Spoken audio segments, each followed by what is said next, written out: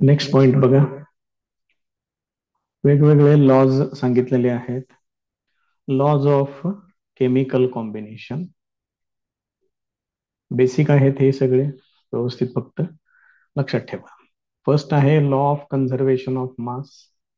याचा जो सायंटिस्ट आहे सांगणारा, त्याचंही नाव त्या ठिकाणी पुढे दिलेलं आहे, अँटनी लॅव्हझियर. त्याचा उच्चार कसं करता येते बघा आता. The mass is neither created nor destroyed.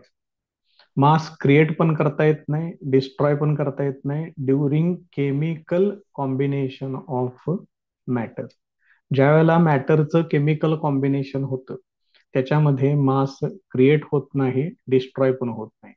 त्याच्यामुळे फॉर्म्युला काय येतो, total mass of reactants is always equal to total mass of products. त्यामुळे एकदम सिंपल स्टेटमेंट आहे, काय विशेष काय नाही आहे जास्त त्याच्यामध्ये. सेकंड लॉ आहे लॉ ऑफ डेफिनाइट प्रोपोर्शन्स. हा सायंटिस्ट आहे जोसेफ प्राउस्ट. मग याच्यामध्ये काय सांगितले बघा, a given compound always contains exactly the same proportion of elements by weight. कुठलंही कंपाऊंड कन्सिडर करा, त्या कंपाऊंड मध्ये जे एलिमेंट्स असतात त्यांचं प्रपोर्शन हे एक्झॅक्टली सेम असतं बाय वेट म्हटलं, irrespective of its source or method of preparation. तो कंपाऊंड तुम्ही कोणत्या सोर्स पासून मिळवलेला आहे, तो कोणत्या मेथडनं तयार केलेला आहे, दॅट इज नॉट इम्पॉर्टंट. जो कोणता कंपाऊंड तुम्ही कन्सिडर करताय त्याच्यामधले जे एलिमेंट्स आहेत त्या एलिमेंट्सचं प्रोपोर्शन बाय वेट हे सेमच असतं असं त्यांनी सांगितलेलं आहे. This law is also called as a law of definite composition. आता इथं त्यांनी काय केले बघा, क्युप्रिक कार्बोनेट ह्याचं एक एक्झाम्पल त्यांनी दिलेलं आहे. त्याच्यामध्ये काय म्हटलंय, एक नॅचरल सॅम्पल आहे आणि एक तयार केलेलं सिंथेटिक सॅम्पल आहे. त्याच्यामध्ये कॉपरचं पर्सेंटेज, ऑक्सिजनचं पर्सेंटेज आणि कार्बनचं पर्सेंटेज हे सेम आहे. तेच या लॉ मध्ये सांगितलेलं आहे. लॉचे स्टेटमेंट्स करून ठेवा, शक्य असेल तर एक एक एक्झाम्पल केलं तर आणखीन बरं. त्याच्या पुढचा लॉ आहे लॉ ऑफ मल्टिपल प्रोपोर्शन्स. हा लॉ सांगणारा सायंटिस्ट आहे जॉन डाल्टन. काय म्हटले बघा, if two elements A and B they form two or more compounds. म्हणजे एलिमेंट फिक्स आहेत ए आणि बी, मात्र त्याच्यापासून दोन किंवा दोन पेक्षा जास्त वेगवेगळे कंपाऊंड्स फॉर्म होऊ शकतात. आता इथे एक्झाम्पल्स दिलेले आहेत, एक्झाम्पल्स बघून घ्या काय काय सांगितलेले आहेत ते. बघा इथं एक्झाम्पल सांगितले H2O, हायड्रोजन आणि ऑक्सिजनचं हे पहिलं कंपाऊंड, आणि त्याच दोघांचं दुसरं कंपाऊंड आहे H2O2.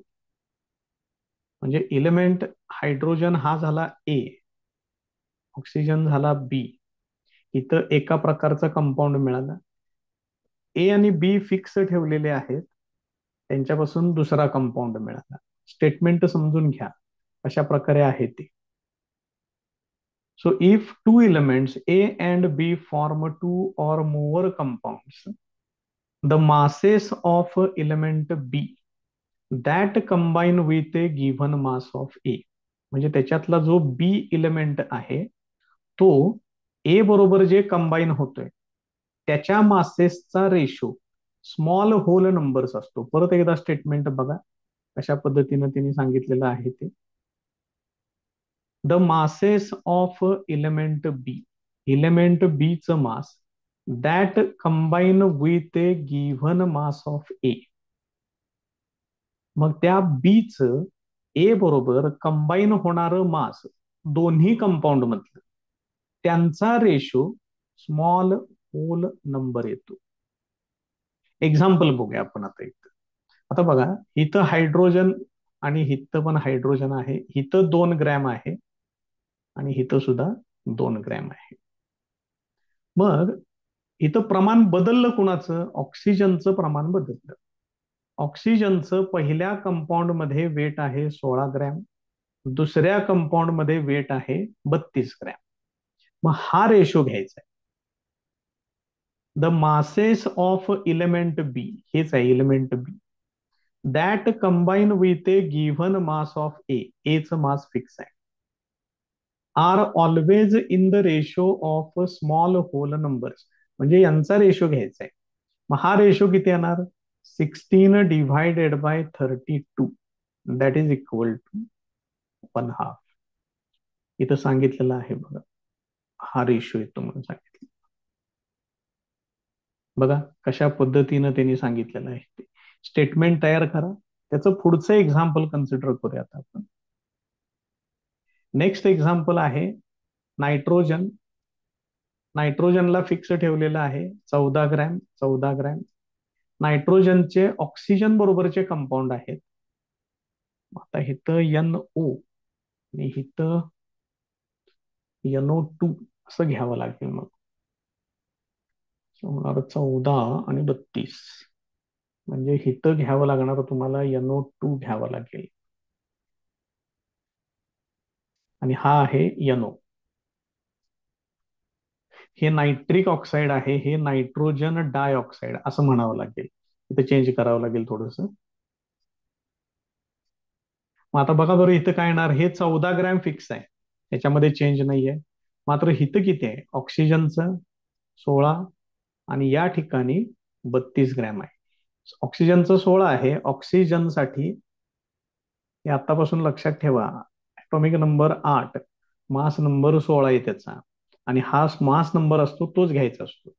मग हेच जर तुम्ही O2 घेतलं तर 16 × 2 = 32 होणार.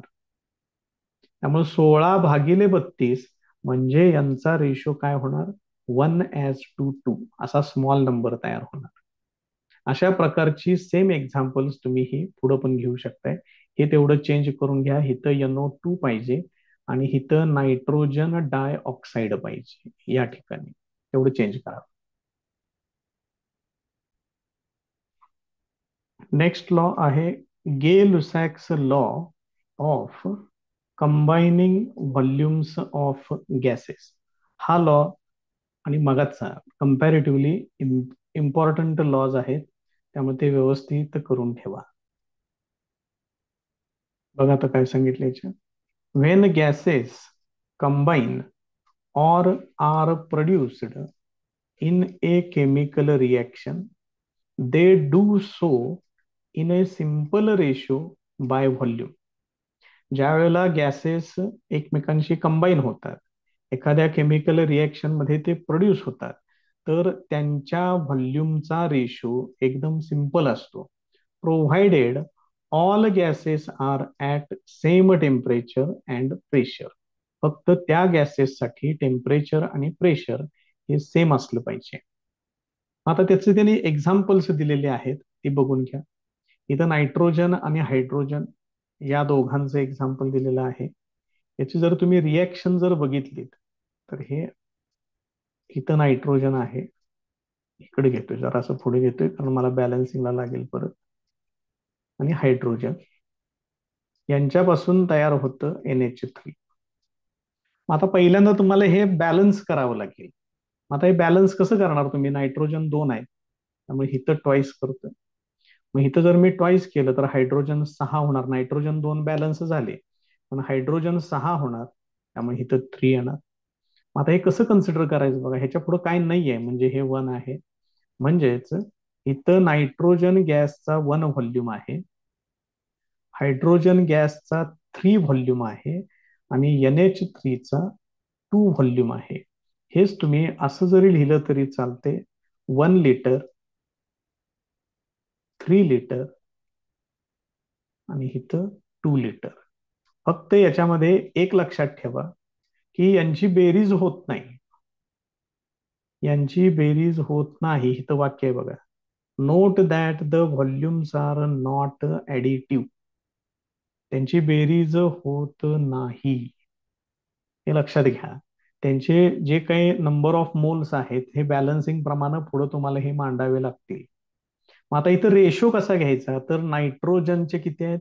नायट्रोजनचा 1 व्हॉल्यूम आहे, मग ते 1:2. हायड्रोजनचं किती आहे? 3:2. फायनल किती आहे? 2. हे बघा इथं रेशो दिलाय. 1:2 3:2 या पद्धतीने दिलेलं आहे. तेच या लॉ मध्ये सांगितलं. हेच जर तुम्ही हायड्रोजन आणि ऑक्सिजन याच्यापासून वॉटर तयार करायचं जर घेतलं, hydrogen plus oxygen gives rise to H2O. आता हायड्रोजन 2 आहे, ठीक आहे, ऑक्सिजन 2 पाहिजेत मला, त्यामुळे हिथं ट्वाईस केलं पाहिजे. त्यामुळे ऑक्सिजन 2 होतील, हायड्रोजन 4 होतील, त्यामुळे हिथं ट्वाईस केलं पाहिजे. मग आता हे कसं येणार बघा, हे येणार 2 व्हॉल्यूम, हे येणार 1 व्हॉल्यूम, आणि इथं येणार 2 व्हॉल्यूम. त्यामुळे हे लक्षात घ्या, इथं 1+3=4 असं कन्सिडर करायचं नाही. त्यामुळे हे व्यवस्थित समजून घ्या. मग आता इथं रेशो काय येणार, 2:2 1:2 असा रेशो इथे येणार. तर बघा इथे दिलेला आहे रेशो 2. त्यामुळे एक्झाम्पल आणि तिथला रेशो हे व्यवस्थित लक्षात ठेवा. शेवटी इथे एक वाक्य काय सांगितले बघा, this volume relationship is actually the law of definite proportion by gaseous volumes. हे गॅसियस स्टेट मधले हे जे काही गॅसेस आहेत त्यांचे जे व्हॉल्यूम्स आहेत त्यांच्यासाठी हा लॉ ऑफ डेफिनाइट प्रपोर्शन सारखंच काम करतो असं त्यांनी सांगितलेलं आहे. नेक्स्ट लॉ आहे ॲव्होगाड्रोज लॉ, अनदर इम्पॉर्टंट लॉ. यामध्ये काय सांगितले बघा, equal volumes of all gases at the same temperature and pressure content equal number of molecules. बघा काय काय त्यांनी सेम ठेवले बघा, temperature same, pressure same, volumes same. अशी जर कंडिशन असेल तर गॅसेस कुठलेही असू देत त्यांच्यामध्ये नंबर ऑफ मॉलिक्युल्स सेम असतात असं त्यांनी सांगितलेलं आहे. आता त्यांनी बाय गे लुसॅक लॉ आणि बाय ॲव्होगाड्रोज लॉ असं दोन कंपॅरिझन त्यांनी या ठिकाणी दिलेलं आहे. एक्झाम्पल फक्त बघून ठेवा कशा पद्धतीने केलंय त्यांनी. मग गे लुसॅक लॉ मध्ये काय काय केलंय, हायड्रोजन ऑक्सिजन हे आपण मगाशी मांडलेलं जे इक्वेशन होतं त्या पद्धतीनंच आहे हे. H2 प्लस O2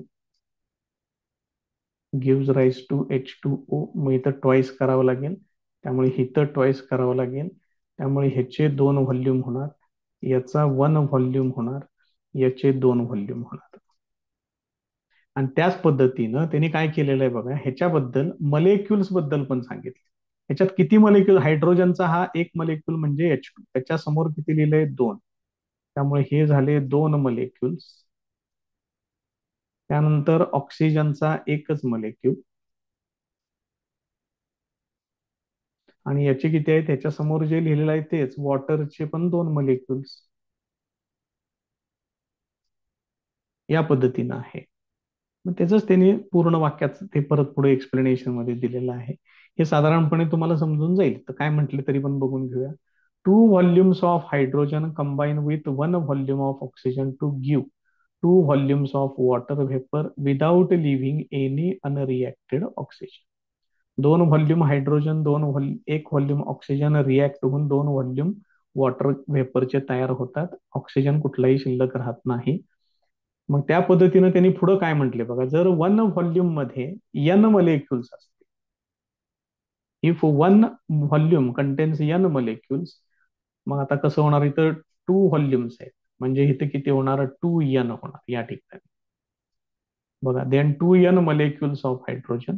ऑक्सिजनचं किती आहे, 1 व्हॉल्यूम म्हणजे याच्यामध्ये n येणार. वॉटरचे किती आहे, तर 2 व्हॉल्यूम्स म्हणजे इथं 2n येणार. तेच त्यांनी इथं शब्दात फक्त सांगितले. काय त्याच्यात काय फारसं विशेष काय नाहीये जास्त. नेक्स्ट थेरी आहे डाल्टन्स ॲटॉमिक थेरी. इम्पॉर्टंट करून ठेवा. Dalton published a new system of chemical philosophy later called as Dalton's atomic theory. पहिल्यांदा त्याचं नाव असं होतं, new system of chemical philosophy. नंतर त्याचं नाव झालं डाल्टन्स ॲटॉमिक थेरी. ह्याच्यातले पॉइंट्स खूप इम्पॉर्टंट आहेत, व्यवस्थित करून ठेवा. काय म्हटले बघा, matter consist of tiny indivisible particles called atoms. तिन्ही याचा अर्थ वजनाला हलके. इनडिव्हिजिबल म्हणजे त्या वेळेला ऍटमला डिव्हाइड करणं हे शक्य नव्हतं, ऍटमला फोडता येणं हे शक्य नव्हतं. मात्र नंतर सायंटिस्ट लोकांनी सिद्ध करून दाखवलं की ऍटम सुद्धा डिव्हिजिबल पार्टिकल आहे. All atoms of same element have identical properties including mass. सगळ्या atoms एकाच एलिमेंटचे सगळे atoms जे आहेत त्यांच्या प्रॉपर्टीज ह्या आयडेंटिकल असतात. आयडेंटिकल म्हणजे same, including mass. atoms of different elements have different masses. वेगवेगळे एलिमेंट्स जर तुम्ही घेतलेत तर त्यांच्या atoms मासेस सुद्धा वेगवेगळे असतात. Compounds are formed when atoms of different elements they combine in a fixed ratio. Compound कधी फॉर्म होतो तर डिफरंट एलिमेंट्सचे ऍटम्स एका फिक्स्ड रेशो मध्ये एकमेकांशी कंबाईन होतात, त्यावेळेला कंपाऊंड फॉर्म होतो. A chemical reaction involve. Chemical reaction म्हणजे काय असतं? It is nothing but the reorganisation of atoms. Atoms फक्त रिऑर्गनाइज झालेले असतात, त्याच्यात दुसरं काही वेगळं होत नाही जास्त. Atoms are neither created nor destroyed in a chemical reaction. एखाद्या केमिकल रिॲक्शन मध्ये ऍटम्स क्रिएट सुद्धा होत नाहीत, डिस्ट्रॉय सुद्धा होत नाहीत. Dalton's theory explained all the laws of chemical combination. आता आपण जे सगळे लॉज बघितले ते सगळे लॉज डाल्टनची थेअरी काय करते, प्रॉपरली एक्सप्लेन करू शकते.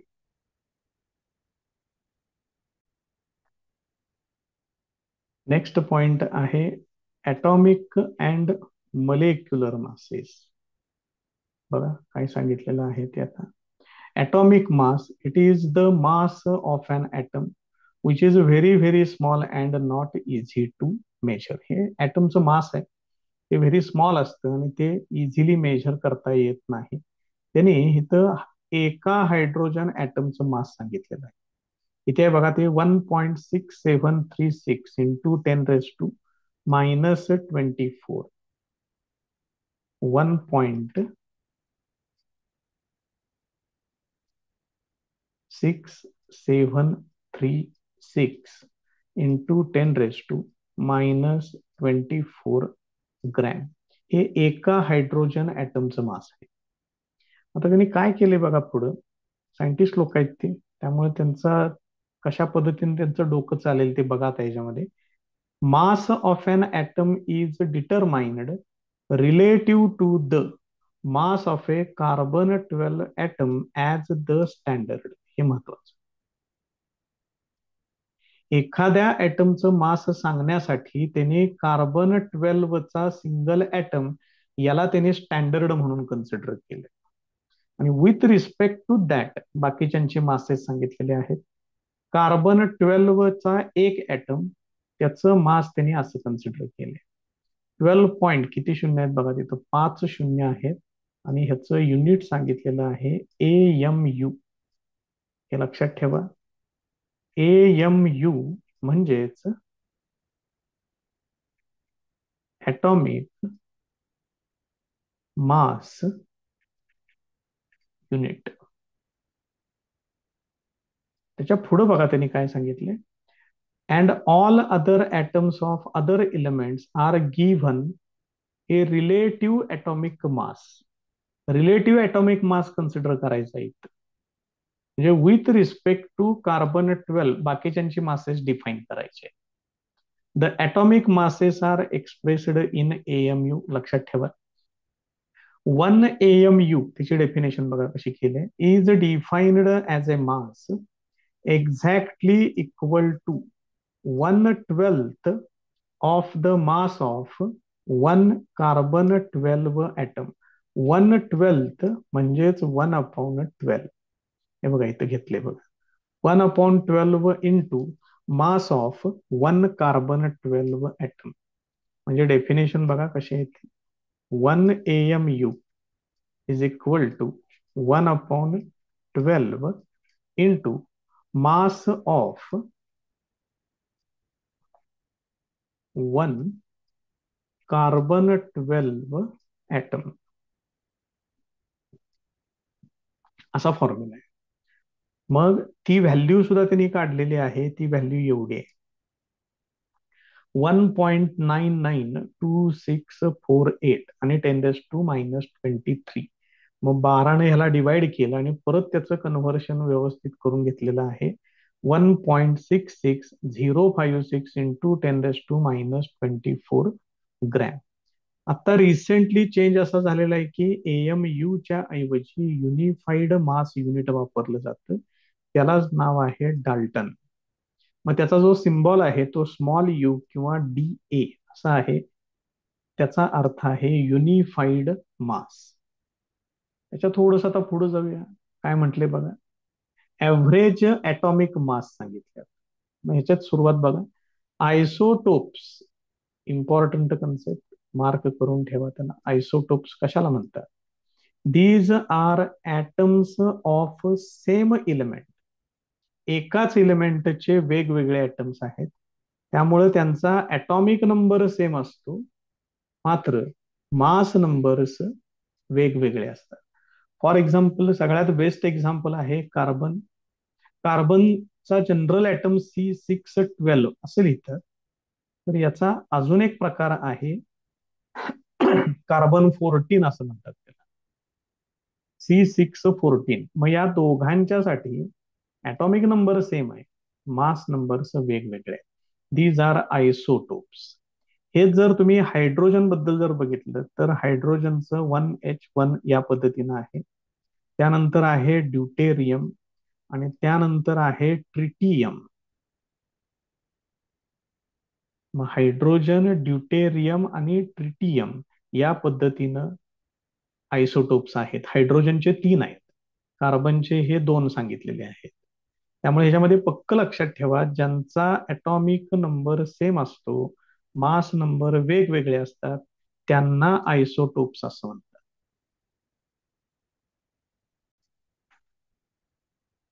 बघा, तर त्याच ॲटॉमिक मास बद्दल आणखीन काय काय सांगितले बघा. The atomic mass of such an element is the weighted average of atomic masses of its isotopes, taking into account their relative abundance. Abundance म्हणजे उपलब्धता.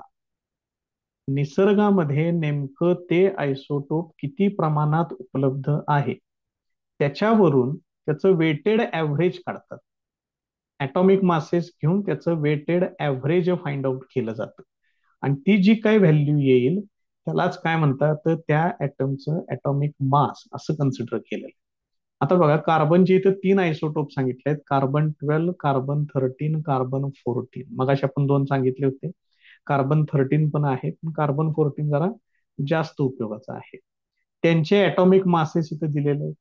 रिलेटिव्ह अबंडन्स म्हणजे निसर्गामध्ये यांचं प्रमाण किती आहे, तर कार्बन 12 जो आहे तो सगळ्यात जास्त प्रमाणात आहे, 98.892 एवढं पर्सेंटेज आहे त्याचं. कार्बन 13 1.1% आणि कार्बन 14 फार कमी आहे, 2 × 10⁻⁻10. आता हे कसं केले बघा, ह्या 12ला ह्या 98.892 न मल्टिप्लाय केले डिवायडेड बाय 100. तसंच या दोघांचा प्रोडक्ट घेतलाय डिव्हायडेड बाय 100, या दोघांचा प्रोडक्ट डिव्हायडेड बाय 100 आणि हे सगळं सोडवायचं. सोडवून अँसर एवढे येते. त्यामुळं कार्बनचं ऍव्हरेज ॲटॉमिक मास कन्सिडर केलेलं आहे 12. हे या पद्धतीनं कॅल्क्युलेशन करून सगळ्यांची ॲटॉमिक मासेस फाइंड आउट केलेली आहेत. नेक्स्ट पॉइंट आहे molecular mass. Important concept. It is the algebraic sum of average atomic masses of constituent atoms which constitute the molecule. तो मॉलिक्यूल ज्या ॲटम्स पासून तयार झालेला आहे त्या सगळ्यांचे ॲटॉमिक मासेस घ्यायचे आणि त्या सगळ्यांची बेरीज करायची. सिंपल एक्झाम्पल कन्सिडर करूया आपण. H2O जे आपल्याला नेहमी लागणार आहे. H2O मध्ये 2 हायड्रोजन आहेत आणि 1 ऑक्सिजन ॲटम आहे. मग हायड्रोजनचं 11 या पद्धतीनं ऍटॉमिक मास मास नंबर आहे. ऑक्सिजनचा आहे 816. इथं ऍटॉमिक नंबर असतो, इथं मास नंबर असतो. मग काय होणार, 2 हायड्रोजन म्हणजे 2 × 1 प्लस 1 ऑक्सिजन आहे म्हणजे 16. मग हे टोटल किती होणार, 2 + 16 18 या पद्धतीने. त्याच्या पुढे आणि काय सांगितले बघा, molecular mass of a substance is the mass of one molecule of that substance relative to the mass of one carbon 12. तुम्ही एका कार्बन 12 ऍटमचं मास कन्सिडर करायचं विथ रिस्पेक्ट टू दॅट एका मलेक्युलचं, त्या सबस्टन्सच्या एका मलेक्युलचं मास डिफाईन केलं की तुम्हाला त्याचं काय मिळेल, मलेक्युलर मास मिळेल. ही डेफिनेशन बघा वाचून, तुम्हाला जेवढं शक्य आहे त्याच्यापेक्षा ही डेफिनेशन पहिली जी आहे ती जास्त सोपी आहे. त्या मलेक्युल मध्ये जेवढे ऍटम्स असतील, जेवढे एलिमेंट्स असतील, त्यांचे कन्स्टिट्युएंट ऍटम्स घ्या, त्या ऍटम्सच्या ऍटॉमिक मासेसची अल्जेब्राईक संख्या, म्हणजे तुम्हाला मलेक्युलर मास मिळेल. इथे एक एक्झाम्पल तुम्हाला सोडवून दाखवलेलं आहे. त्यांनी आणखीन इथं 2 उदाहरणं दिलेली आहेत. CO2 घेतलेला आहे, कार्बनचा एकच ऍटम आहे, 12 येणार. ऑक्सिजनचे 2 आहेत, एका ऍटम साठी 16, 16 दुने 32, 32 आणि 12 होणार 44. त्यानंतर C6H5Cl दिले ते. मग कार्बनचे 6 आहेत, 12 संग 72 होणार इथं, प्लस हायड्रोजनचे 5, 5 × 1 प्लस क्लोरीनचा 1 म्हणजे 35.5. मग या तिघांची बेरीज करून बघा बरं, बरोबर एवढे येते का चेक करून बघा तुम्ही नंतर. 2 आणि 5 7, 7 आणि 5 12, 2 हातचा आला 1, 7 आणि 3 10 आणि 1 11. हे त्याचं करेक्ट आन्सर येते. त्याच्या पुढे आहे formula mass. Formula mass, it is used for ionic compounds such as NaCl instead of molecular mass. NaCl साठी मॉलिक्युलर मास न मांडता फॉर्म्युला मास लिहिला जातो, कारण NaCl हे काय आहे, आयोनिक कंपाऊंड आहे.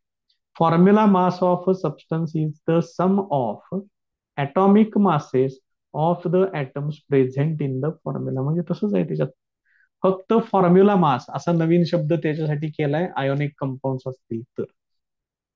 NaCl साठी बघा, सोडियमचा 23 आहे, क्लोरीनचा 35.5 आहे. पहिल्यांदा हे व्यवस्थित हळूहळू लक्षात ठेवायला सुरुवात करा, कारण हे नेहमी लागणारे एलिमेंट्स आहेत, त्यांचे ऍटॉमिक मासेस आपल्याला माहित पाहिजे.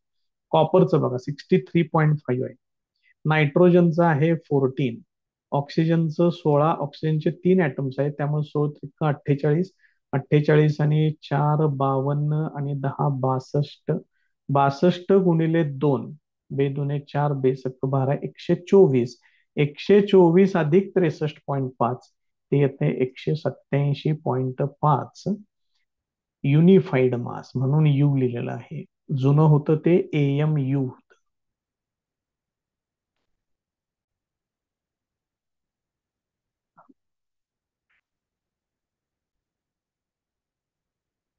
बघा पुढची कन्सेप्ट आहे मोल कन्सेप्ट आणि मोलर मास. आता याच्यामध्ये काय काय घेतलेलं आहे बघा. मोल, 1 mole is the amount of a substance that contains as many entities or particles as there are atoms in exactly 12 gram of carbon 12 isotope. त्याचा अर्थ व्यवस्थित समजून घ्या, फार महत्वाचा आहे हे. कार्बन 12 हा जो आयसोटोप आहे, याचं 12 ग्रॅम घ्यायचं. 12 ग्रॅमच का घ्यायचं, कारण मगाशी आपण त्याचे ऍटॉमिक मास काढले बघा. मग या 12 ग्रॅम मध्ये किती नंबर ऑफ पार्टिकल्स असतील ती संख्या फाइंड आउट करून घ्यायची. मग ती जी संख्या आहे तेवढीच संख्या इतर कुठल्याही इलेमेंटसाठी घ्या. समजा मी ऑक्सिजन घेतलं, ऑक्सिजन साठी सुद्धा पार्टिकल्स किती घेणार मी, एक्सच घेणार. याला म्हणायचं 1 मोल ऑफ ऑक्सिजन म्हणायचं. बघा कसं आहे, त्याच्यानंतर जर समजा मी नायट्रोजन घेतलं, तर नायट्रोजनचे सुद्धा तेवढेच पार्टिकल्स घ्यायचे, त्याला म्हणायचं 1 मोल ऑफ नायट्रोजन. आता तुम्हीच विचार करा, हे ऑक्सिजन आहे, हे नायट्रोजन आहे, गॅसेस वेगवेगळे आहेत, म्हणजे त्यांचे प्रॉपर्टीज वेगवेगळे असणार, त्यांचे मासेस वेगवेगळे असणार. मग साहजिकच हे पार्टिकलची संख्या सेम आहे, पण ह्या एक्स न जर मी ऑक्सिजनच्या एका ऍटमच्या मासला जर मी मल्टिप्लाय केलं, तर इथं मिळणारी व्हॅल्यू, इथं संख्या सेम आहे, पण मास ऑफ नायट्रोजन ऍटम जर मी इथं घेतलं, तर इथं मिळणारी व्हॅल्यू, ही व्हॅल्यू वेगळी असणार, ही व्हॅल्यू वेगळी असणार. त्यामुळे हे तुमचं होणार 1 मोल ऑफ ऑक्सिजन, हे होणार 1 मोल ऑफ नायट्रोजन. याच्यामध्ये लक्षात ठेवा, नंबर ऑफ पार्टिकल्स जे आहेत ते सेम आहे. कार्बनच्या 12 ग्रॅम मध्ये जेवढे पार्टिकल्स असतात, तेवढेच पार्टिकल्स दुसऱ्या सबस्टन्सचे कन्सिडर करायचे आणि त्याला म्हणायचं 1 मोल ऑफ दॅट सबस्टन्स. आता हे एक्स आपण जे सांगतोय हे नेमकं किती येतं ते सुद्धा कॅल्क्युलेट केलेलं आहे. ते कसं कॅल्क्युलेट केले बघ. कार्बन 12चा एक ऍटम घेतलेला आहे, वन वन ऍटम, त्याचं मास एवढं आहे, ते फाइंड आउट केलेलं आहे युझिंग मास स्पेक्ट्रोमीटर. हे डिव्हाइस लक्षात ठेवा, माहित असू दे. त्यानंतर कार्बनचं 1 मोल म्हणजे 12 ग्रॅम आहे. मग एकूण पार्टिकल्स किती असतील ते आपल्याला बघायचं आहे. आता आपलं साधं उदाहरण तुम्ही बघा, जर समजा मी आता इथं जे एक्झाम्पल घेतले, कार्बनचं वजन कन्सिडर केलंय मी 12 ग्रॅम, ठीक आहे. मग त्याच्यामध्ये मी पार्टिकल्स कन्सिडर करतोय 10 पार्टिकल्स फक्त फक्त कन्सिडर करतोय बरं का. तर एका पार्टिकलचं मास किती? 12 डिवायडेड बाय 10 करावं लागेल, म्हणजेच 1.2 हे असं येणार. बघा लक्षात येते का? मग तसंच इथं पण केलेलं आहे. पार्टिकलची संख्या जर काढायची असेल याच्यावरून, तर मला काय करावं लागेल? हे 1.2 इकडे घेतोय आणि हे 10 म्हणजे नंबर ऑफ पार्टिकल्स मला इकडे मिळतात. म्हणजे काय करावं लागेल? त्याचं टोटल मास घेऊन त्याला एका पार्टिकलच्या मासनं डिव्हाइड करावं लागेल. ते इथं केले बघा. हे आहे त्याचं 12 ग्रॅम टोटल मास. एका कार्बन ऍटमचं मास एवढं आहे. हे तुम्हाला लॉग टेबल वापरून सोडवावं लागेल. हे तुम्ही सोडवलं की मग तुम्हाला इथं व्हॅल्यू मिळते 6.022 इंटू 10⁻23. हे पुढचे पॉईंट्स सगळे बघून घ्या काय आहेत ते. आणि आपल्याला लागणारी जी व्हॅल्यू आहे ती आहे 6.022 इंटू 10⁻23. एवढे पार्टिकल्स, ऍटम्स एका मोल मध्ये असतात. त्यामुळे ही व्हॅल्यू लक्षात ठेवा. यालाच म्हणतात ॲव्होगाड्रोज नंबर, NA. त्यामुळे ही व्हॅल्यू व्यवस्थित लक्षात ठेवा.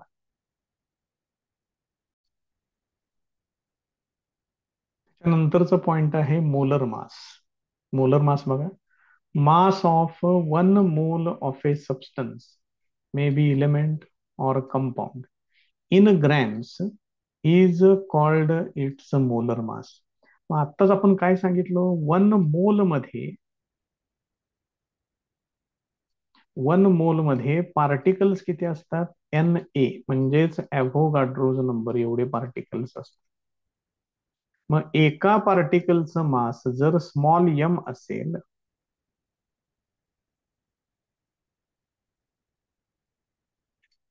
तर मोलर मास, त्याला मी कॅपिटल M0 वापरतो इथं, तर किती लो? एका पार्टिकलचं मास स्मॉल m आहे, समजा 10 पार्टिकल असतील तर 10m होणार. किती पार्टिकल्स आहेत? NA.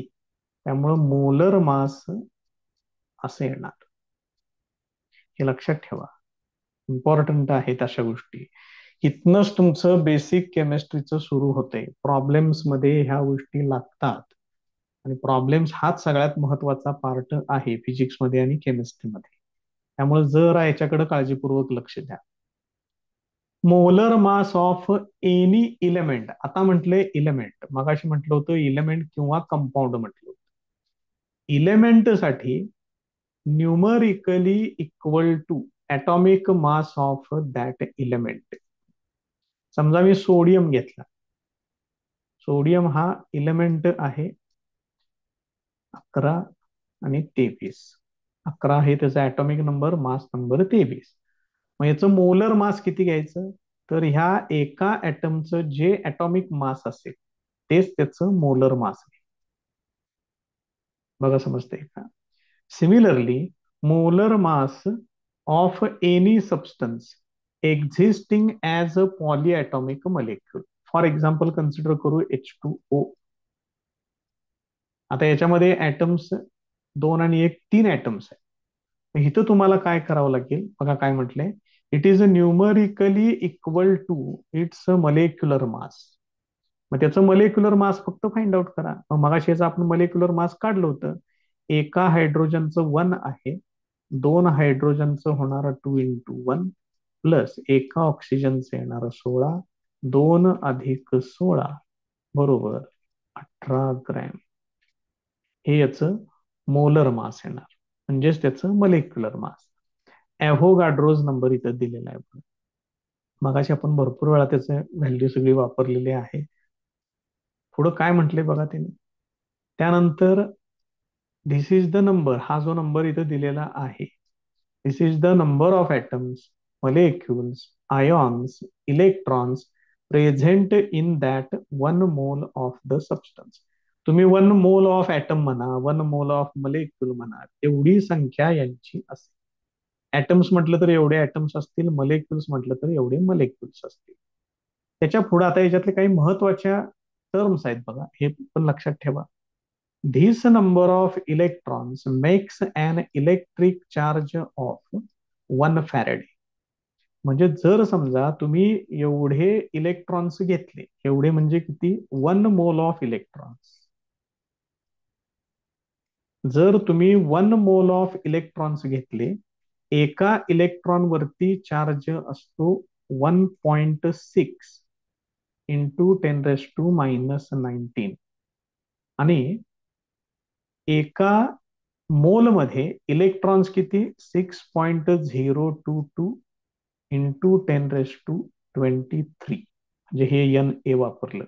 हे जर तुम्ही सोडवलं तर साधारणपणे एवढी व्हॅल्यू येते. ह्याच्यापेक्षा थोडी कमी येत असेल, पण हे कॅल्क्युलेशन करून वगैरे बघू शकताय तुम्ही किती येते ते. तर त्यांनी त्याचं अप्रॉक्सिमेशन एवढं केलंय. आणि 96,500 कुलम याला काय कन्सिडर केलेलं आहे त्यांनी? 1 फॅरेडे असं कन्सिडर केलंय. अजून काही टर्म्स आहेत बघा. 1 mole of different gases having different molar masses occupy same volume. बघा हे किती महत्वाचं आहे. तुम्ही वेगवेगळे गॅसेस कन्सिडर करा, साहजिकच त्यांचे मोलर मासेस पण वेगवेगळे असणार. पण जर तुम्ही 1 मोल सांगितला सगळ्या वेगवेगळ्या गॅसेसचा, तर सर्व ठिकाणी व्हॉल्यूम एवढाच येणार, 22.414 ऍट STP म्हटले. STP म्हणजेच स्टँडर्ड टेम्परेचर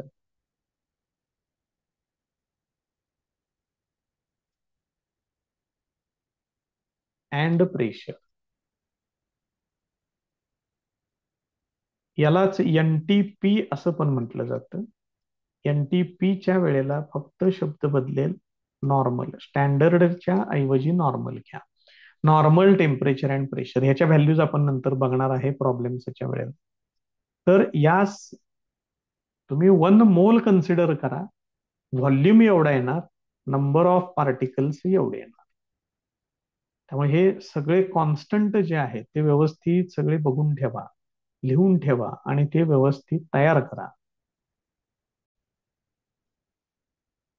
त्याच्या पुढे नंबर ऑफ मोल्स, त्याचा फॉर्म्युला दिलेला आहे. काय घ्यायचं आहे? त्या सबस्टन्सचं मास घ्या, डिव्हायडेड बाय मध्ये त्याच सबस्टन्सचं मोलर मास कन्सिडर करायचं आहे. हे फॉर्म्युला आपण प्रॉब्लेम्स मध्ये वापरणार आहे. मग ॲव्होगाड्रोज नंबर जर तुम्हाला माहित असेल तर नंबर ऑफ मोल्स ॲव्होगाड्रोज नंबरला जर तुम्ही मल्टिप्लाय केलं तर तुम्हाला त्या ठिकाणी प्रेझेंट असलेल्या मलेक्युल्सची संख्या कळेल. त्यानंतर volume of gas at STP equal to 1 मोलचा व्हॉल्यूम एवढा असतो. ठीक आहे. तर नंबर ऑफ मोल्सनं त्याला मल्टिप्लाय केलं की तुम्हाला त्या गॅसचा व्हॉल्यूम पण कळेल. STP means standard temperature and pressure. Pressure सांगितलंय 1 ॲटमॉस्फेरिक प्रेशर. टेम्परेचर सांगितलेलं आहे 0 डिग्री सेंटीग्रेड. 0 डिग्री सेंटीग्रेड म्हणजेच 273.15 केल्व्हिन. हेच तुम्ही अप्रॉक्सिमेटली 273 केल्व्हिन असं पण घेऊ शकताय. म्हणजेच जर तुम्हाला केल्व्हिन मधलं टेम्परेचर पाहिजे असेल तर डिग्री सेंटीग्रेड मध्ये जे टेम्परेचर असतं त्याच्यामध्ये 273 ऍड करायचे असतात. आता काही थोडे चेंजेस केलेले आहेत बघा. IUPAC ही एक संघटना आहे केमिस्ट्रीची, international union for pure and applied chemistry.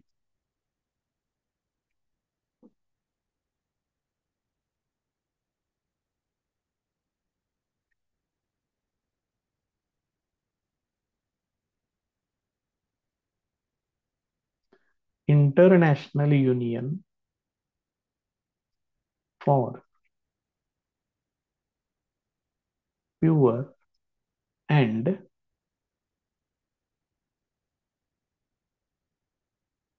Applied chemistry. IUPAC अशा पद्धतीनं आहे हे. याच्यामध्ये सगळे रूल्स रेग्युलेशन केमिस्ट्रीच्या संदर्भातले जे काय आहेत ते ठरवले जातात. मग त्यांनी रिसेंटली काय केलेलं आहे, प्रेशर जे आहे स्टँडर्ड प्रेशर किंवा नॉर्मल प्रेशर हे 1 बार घेतले आणि अशा कंडिशन मध्ये जो मोलर व्हॉल्यूम आहे तो एवढा येतो 22.71. आधी किती घेत होते, 22.414 घेत होते. ते आता किती घेतात, 22.71. त्यामुळे प्रॉब्लेम मध्ये वाचून कुठली व्हॅल्यू वापरायची ते आपण बघायचं आहे.